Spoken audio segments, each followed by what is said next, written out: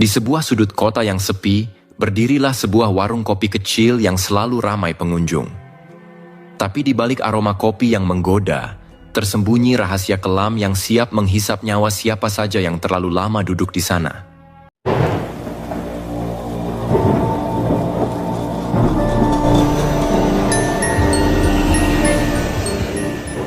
Dengarkan baik-baik.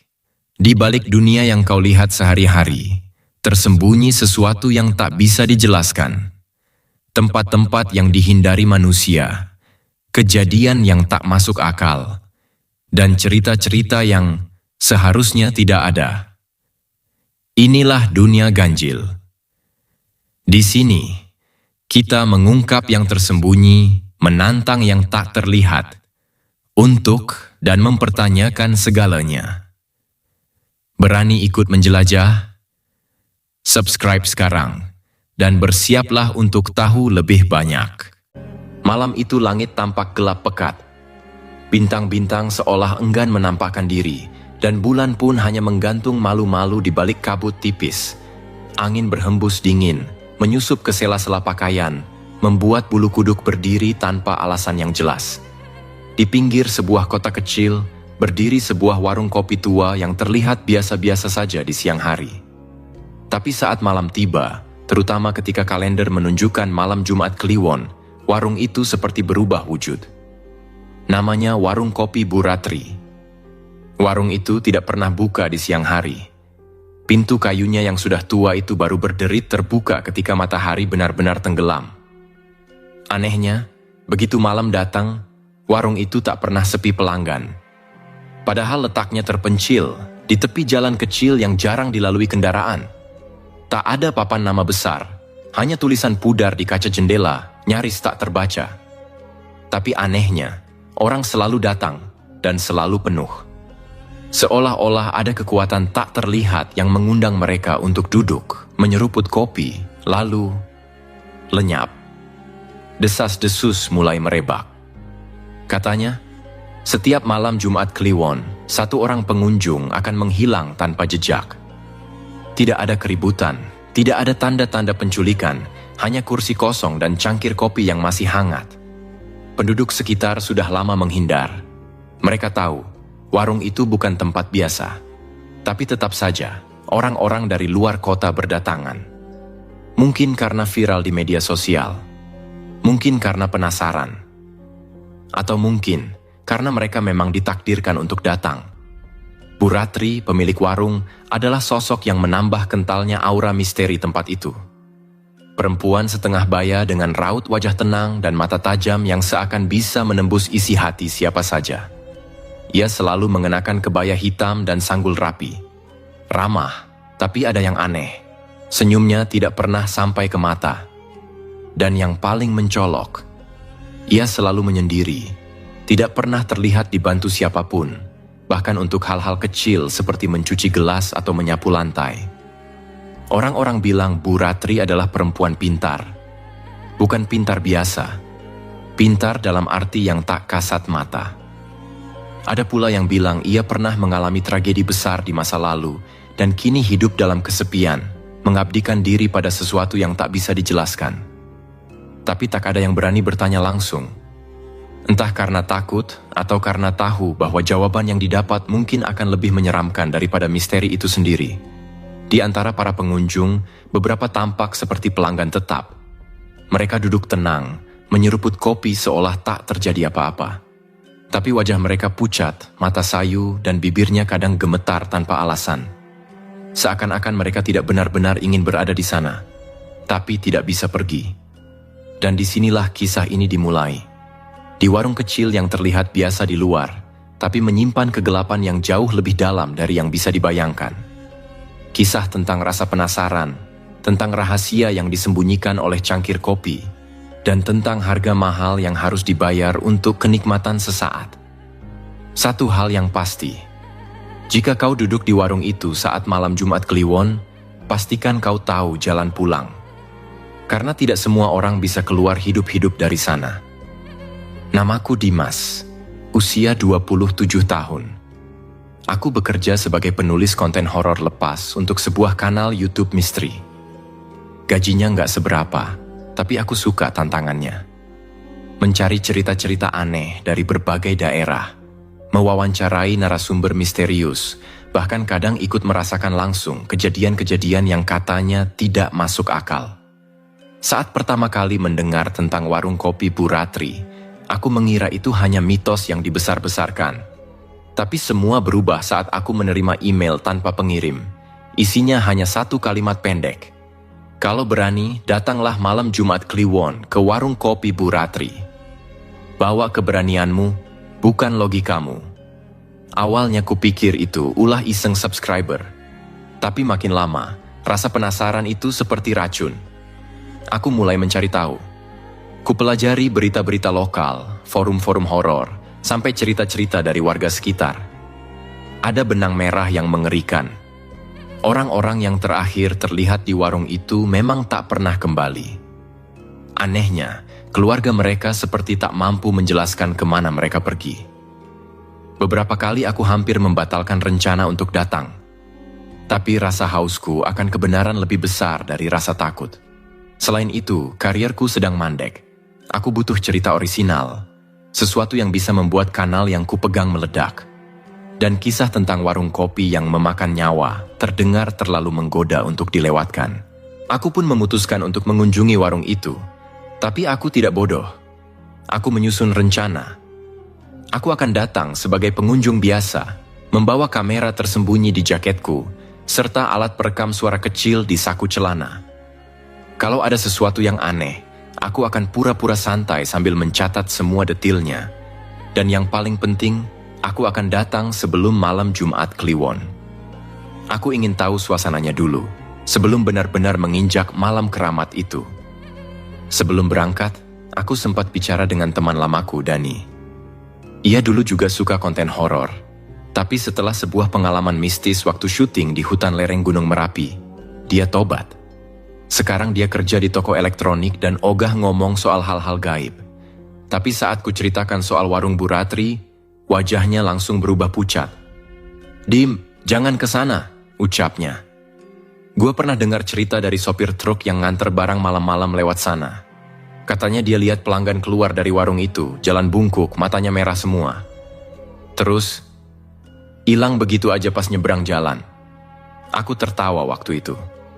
Tapi Dani tidak ikut tertawa. Lo pikir semua cerita itu cuma buat hiburan?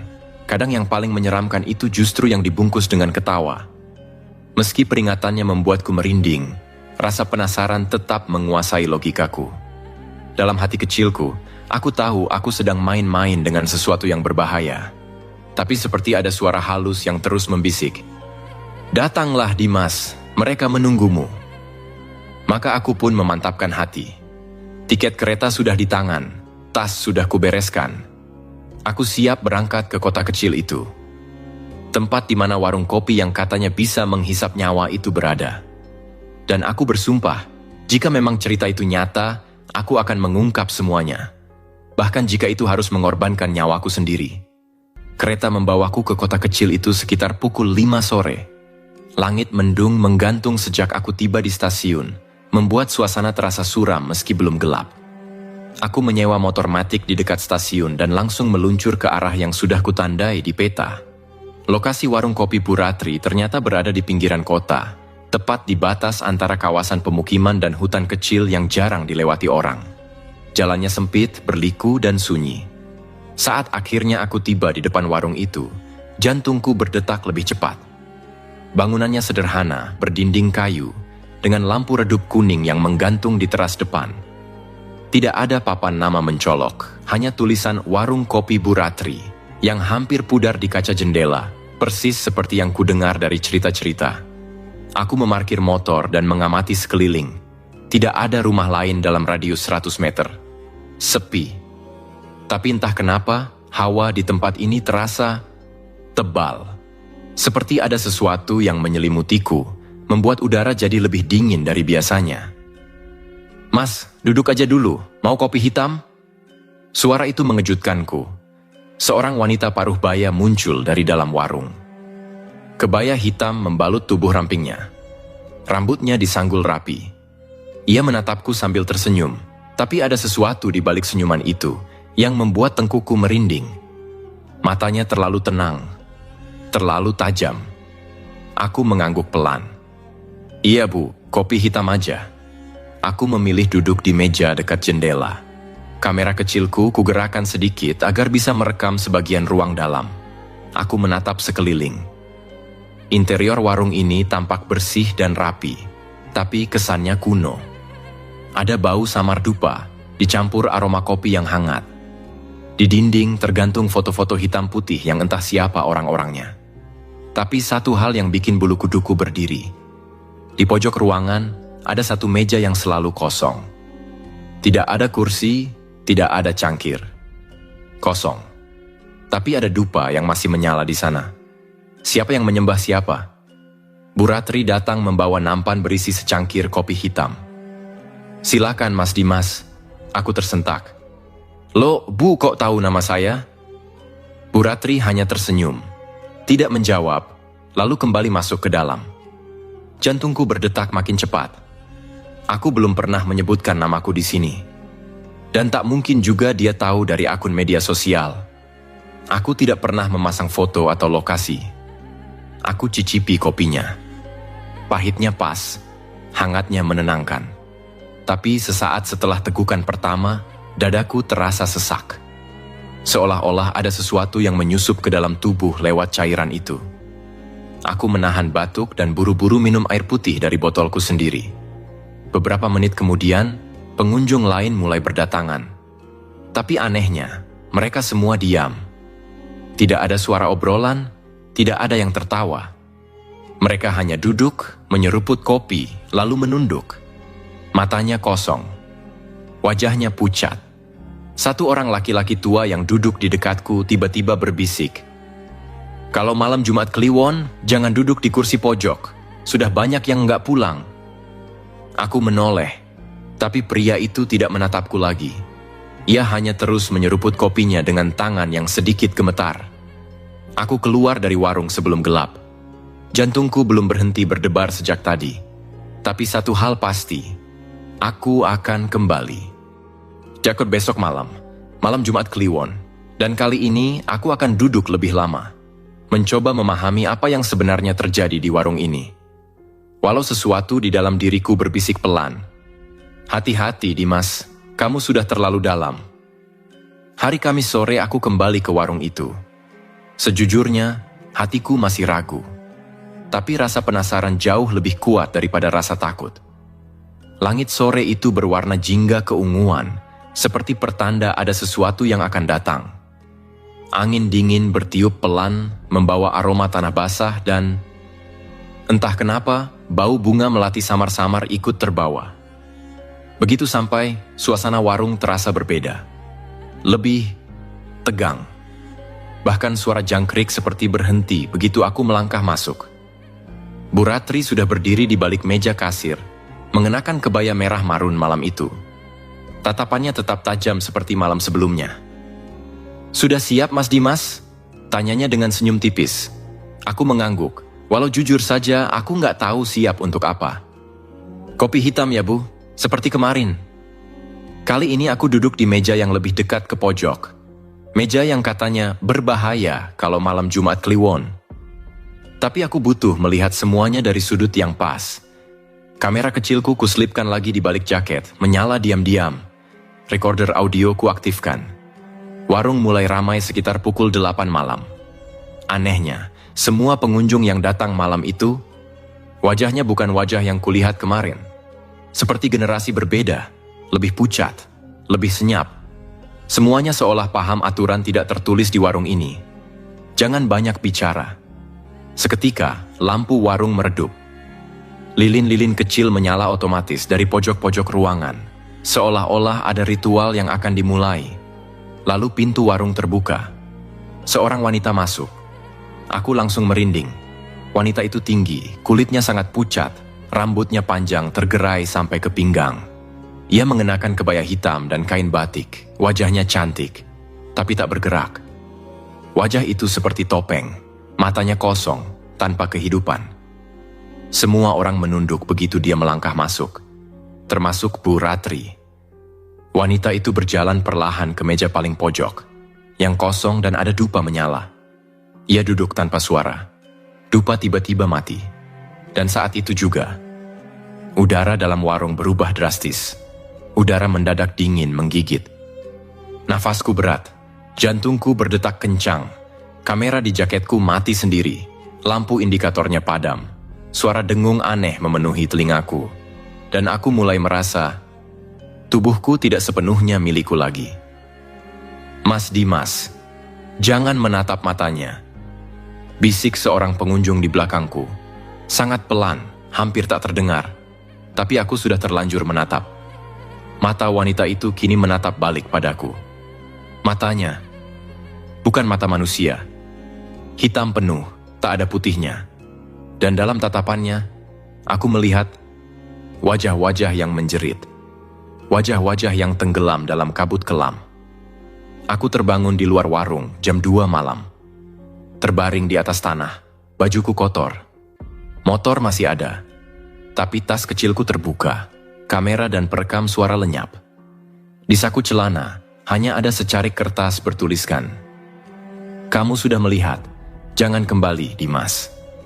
Aku pulang ke penginapan dengan kepala berat dan pikiran kalut. Tapi malam itu, sebelum tidur, aku memutar ulang ingatanku, mencoba mencari jawaban. Siapa wanita itu, dan kenapa semua orang takut padanya? Tapi yang paling mengganggu, kenapa Bu Ratri seolah menjadi pelayan untuk sosok itu? Aku tahu aku belum selesai. Justru, ini baru awal dari mimpi burukku. Dan di malam Jumat Kliwon berikutnya, aku akan kembali. Sejak malam Jumat Kliwon itu, aku nggak bisa tidur nyenyak. Wajah wanita bergaun hitam itu terus muncul dalam mimpi. Tatapannya menghantui setiap sudut pikiranku. Aku mencoba menjauh, kembali ke Jakarta. Tapi perasaan itu nggak pernah hilang. Ada seperti tali tak kasat mata yang menarikku kembali. 2 minggu kemudian, aku nekat kembali ke kota kecil itu. Tapi kali ini, aku nggak langsung ke warung. Aku memutuskan untuk mencari tahu tentang Bu Ratri lebih dalam. Aku menyambangi rumah warga, bertanya-tanya secara halus. Namun setiap kali nama warung kopi Bu Ratri kusebut, orang-orang langsung terdiam. Beberapa hanya menggeleng dan cepat-cepat menutup pintu. Sampai akhirnya aku bertemu Pak Sukmo, pria tua penjaga makam di desa yang tak jauh dari warung itu. "Kamu tamu dari luar ya?" katanya sambil memandangku curiga. "Iya Pak. Mau nulis artikel tentang warung kopi yang terkenal itu." Pak Sukmo menghela napas. "Kalau kamu sayang nyawa, pulanglah. Tapi kalau kamu nekat, kamu harus tahu dulu apa yang terjadi 30 tahun lalu." Aku duduk di kursi bambunya, mendengarkan dengan seksama. Dan dari situlah, rahasia mengerikan mulai terkuak. Dulu, Bu Ratri bukan siapa-siapa. Dia hanya perempuan muda biasa, penjual kopi keliling yang hidup miskin dan sering dihina warga. Suaminya meninggal karena kecelakaan tragis, dan anaknya sakit keras. Dalam keputusasaan, ia konon mencari pertolongan ke sebuah dukun tua yang tinggal di dalam hutan. Dukun itu dikenal sebagai Mbah Rekso, orang yang konon bisa memberikan kekayaan dalam waktu singkat, tapi dengan satu syarat, harus menyerahkan sesuatu yang paling berharga. "Dan kamu tahu apa yang paling berharga bagi Bu Ratri?" tanya Pak Sukmo lirih. Aku menggeleng pelan. Anaknya sendiri, seorang perempuan kecil berumur 7 tahun. Seketika tubuhku merinding. Setelah ritual itu, warung Bu Ratri tiba-tiba laris. Dalam hitungan bulan, dia jadi orang paling kaya di desa. Tapi sejak saat itu pula, setiap malam Jumat Kliwon, selalu ada yang hilang. Awalnya pengemis, lalu pedagang keliling, lalu pelancong dari luar kota. Orang-orang bilang, mereka yang hilang. Diserap jiwanya oleh sosok penunggu warung itu. "Siapa penunggunya, Pak?" "Mbak Raras. Anaknya sendiri, roh gadis kecil yang dikorbankan Bu Ratri untuk pesugihan," ujar Pak Sukmo lirih. "Sekarang arwahnya sudah bukan anak kecil lagi. Dia berubah. Jadi bayangan kelam yang butuh tumbal terus-menerus." Hatiku mencelos. Sosok yang duduk di pojok warung malam itu anaknya. Tapi kenapa seperti wanita dewasa? Mereka yang terlalu lama menatap matanya akan dihisap perlahan. Jiwanya kosong. Fisiknya masih hidup, tapi raganya sudah jadi milik warung itu, ucap Pak Sukmo. Aku mendadak teringat semua pengunjung warung. Wajah-wajah kosong, pandangan hampa, tidak pernah berbicara. Jangan-jangan mereka bukan pengunjung biasa, mereka adalah korban. Orang-orang yang seharusnya sudah tidak di dunia ini. Nggak ada yang bisa menghentikan itu, Mas. Selama Bu Ratri masih hidup dan warung itu buka setiap malam Jumat Kliwon, siklusnya akan terus berlanjut, kata Pak Sukmo. Aku terdiam lama, lalu berkata lirih, kalau begitu satu-satunya cara menghentikannya adalah menutup warung itu, atau mengakhiri hidup Bu Ratri. Pak Sukmo menatapku lekat-lekat, sebelum akhirnya mengangguk pelan. Kalau kamu siap, Jumat Kliwon besok pergilah ke warung itu. Tapi bukan untuk minum kopi, untuk menutup semuanya. Aku pulang ke penginapan dengan kepala penuh strategi dan dada penuh rasa takut. Tapi juga tekad. Sudah cukup banyak jiwa melayang.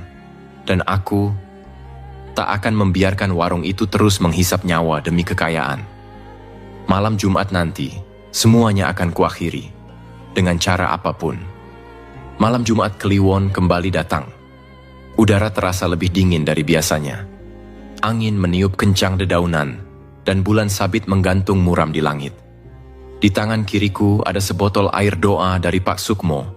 Katanya sudah didoakan khusus untuk menahan gangguan makhluk halus. Di tangan kanan, sebatang korek api dan sebungkus kecil belerang. Entah kenapa, Pak Sukmo bersikeras membawanya. Kalau semua gagal, bakar warung itu. Tapi ingat, kamu harus keluar dulu sebelum apinya melalap pintu, pesannya. Dengan jantung yang berdebar kencang, aku melangkah pelan menuju warung. Tak banyak suara malam itu. Sepi. Sunyi. Seolah semua makhluk bersembunyi, takut akan sesuatu yang jauh lebih mengerikan dari gelap. Warung kopi itu berdiri seperti biasa. Lampunya kuning temaram, seperti mengundang siapa saja untuk masuk. Tapi kali ini, suasananya terasa berbeda. Lebih pekat, lebih dingin, lebih menyedot energi. Aku menelan ludah, melangkah masuk. Aroma kopi langsung menyeruak, tapi ada bau lain yang ikut menyelusup. Bau anyir seperti darah dan dupa terbakar. Bu Ratri sedang menyeduh kopi, wajahnya dingin seperti biasanya. Tapi matanya, malam itu, bukan lagi mata manusia. Matanya hitam legam, tanpa pantulan cahaya sedikit pun. Ia menatapku seolah sudah tahu tujuanku. Kamu kembali, katanya pelan, suara serak dan berat. Mau mencoba menyelamatkan mereka? Aku menoleh ke sekitar. Di pojok warung, masih duduk wanita misterius bergaun hitam. Tangannya pucat dan panjang, seperti bukan milik manusia. Matanya menyala merah samar. Sosok itu bangkit berdiri perlahan. Langkahnya tak bersuara, tapi cukup membuat seluruh tubuhku menggigil. Aku tahu apa yang kau korbankan, kataku menahan gemetar. Anakmu sendiri. Bu Ratri mendengus. Anak? Dia sudah lebih dari itu. Dia kini pelindungku, warung ini, hidupku. Dan kalau kau pikir bisa menghentikannya, silakan coba. Seketika lampu padam, semua gelap. Angin menerjang masuk dari celah jendela. Piring dan gelas beterbangan. Dari bayang-bayang, muncul sosok-sosok korban yang pernah kulihat. Wajah mereka hampa, matanya kosong, tubuhnya menggantung seperti boneka kain. Dan dari tengah ruangan, muncul sosok wanita bergaun hitam itu. Raras. Dia mendekat cepat, matanya merah menyala, mulutnya terbuka lebar memperlihatkan gigi tajam seperti serigala. Aku hampir lumpuh karena takut. Tapi teringat air doa di tanganku, aku menyiramkan semuanya ke arahnya sambil berteriak. Raras, aku tahu kau bukan makhluk jahat. Kau hanya korban. Jangan biarkan ibumu mengendalikanmu lagi. Sosok itu menjerit, keras sekali. Suaranya membuat gelas pecah sendiri. Aku menyambar bungkus belerang, melemparkannya ke tungku api kecil di sudut ruangan. Api menyala tinggi, tirai terbakar cepat. Lalu aku menyalakan korek, melemparkannya ke bagian tengah warung, Tempat tanahnya terlihat basah dan gelap, seperti pernah digali. "Aku akan membebaskanmu," Bu Ratri menjerit. "Tidak, kau akan membakar semuanya." "Aku tidak membakar warungnya, Bu. Aku membakar kuburan anakmu yang kau tanam di lantai ini." Api membumbung, lantai bergetar. Tiba-tiba terdengar suara tangisan gadis kecil. Bukan lagi jeritan hantu, tapi seperti seorang anak yang menangis dalam ketakutan. Sosok Raras perlahan memudar. Begitu pula bayangan para korban. Satu persatu mereka lenyap di telan cahaya api. Bu Ratri merangkak ke arah kobaran, mencoba menyelamatkan sesuatu dari dalam tanah, tapi tubuhnya terseret sendiri ke dalam lubang, seperti disedot oleh kekuatan tak kasat mata. Aku berlari keluar dengan sekuat tenaga. Saat melewati pintu, api menyambar atap dan seluruh bangunan roboh dengan suara gemuruh menggelegar. Aku jatuh tersungkur di tanah, terbatuk-batuk, napas tersengal, tapi aku hidup. Warung itu sudah lenyap, dan bersamanya kutukan panjang yang selama ini menyedot nyawa demi nyawa. Tapi, apakah semuanya benar-benar berakhir? Setelah kobaran api mereda dan puing-puing warung hancur menjadi abu, aku duduk di bawah pohon besar dekat lokasi kejadian, mencoba menenangkan diri. Nafas masih tersengal, tapi rasa lega mulai merayap masuk ke dalam dadaku. Aku berhasil, kutukan itu, warung kopi penghisap nyawa itu, sudah lenyap. Namun di tengah keheningan malam, aku merasakan sesuatu yang aneh. Seolah udara di sekitarku berubah menjadi dingin menggigit, dan bisikan-bisikan halus memenuhi telingaku. Aku menoleh ke belakang, tapi hanya ada gelap pekat. Seketika, sebuah bayangan samar muncul dari balik pepohonan. Wajahnya familiar, seorang gadis kecil dengan mata yang tak lagi merah menyala, tapi penuh kesedihan dan harapan. Dia melangkah mendekat dan berkata dengan suara lembut, "Terima kasih sudah membebaskan aku, tapi ibu, dia tidak sepenuhnya pergi." Aku menelan ludah. "Maksudmu?" Gadis itu tersenyum tipis, lalu melanjutkan, "Kutukan memang berhenti untuk sekarang, tapi jiwa yang terikat rasa dendam dan ketakutan seperti ibu tetap ada. Dia mungkin akan kembali dengan cara lain." Aku termenung. Ternyata, tidak ada yang benar-benar selesai dalam dunia yang penuh misteri ini. "Aku harap kau bisa menjaga dirimu," kata gadis itu sebelum menghilang bersama angin malam. Keesokan harinya, aku pulang ke kota dengan pikiran campur aduk. Pengalaman itu meninggalkan bekas yang dalam. Aku sadar, kekayaan yang diperoleh dengan cara gelap tidak pernah membawa kebahagiaan sejati, malah mengundang kehancuran. Dari kisah ini, aku belajar satu hal penting. Jangan pernah tergoda dengan janji mudah yang mengorbankan hal-hal berharga dalam hidup, terutama nyawa dan hati orang-orang yang kita cintai. Kekayaan dan kesuksesan yang didapat dari jalan kotor akan membawa petaka, bukan kedamaian. Aku juga ingin mengingatkan, jangan pernah meremehkan kekuatan kegelapan yang tersembunyi di sekitar kita. Selalu jaga hati dan niat kita agar tetap bersih, dan jangan biarkan rasa tamak atau putus asa membawa kita ke jurang kehancuran. Warung kopi itu mungkin sudah hancur, tapi kisahnya akan tetap menjadi peringatan bagi siapa saja yang ingin mencari jalan pintas dalam hidup. Dan di suatu malam Jumat Kliwon yang lain, mungkin saja cerita ini akan terulang kembali, dengan nama dan wajah yang berbeda. Karena dalam dunia ini, misteri dan kegelapan selalu menunggu untuk ditemukan kembali. Terima kasih telah menyaksikan kisah ini di channel kami. Jangan lupa untuk like, subscribe, dan nyalakan lonceng notifikasi agar Anda tidak ketinggalan cerita-cerita menarik lainnya. Sampai jumpa di cerita berikutnya. Dan tetaplah bijak dalam setiap langkah hidup Anda.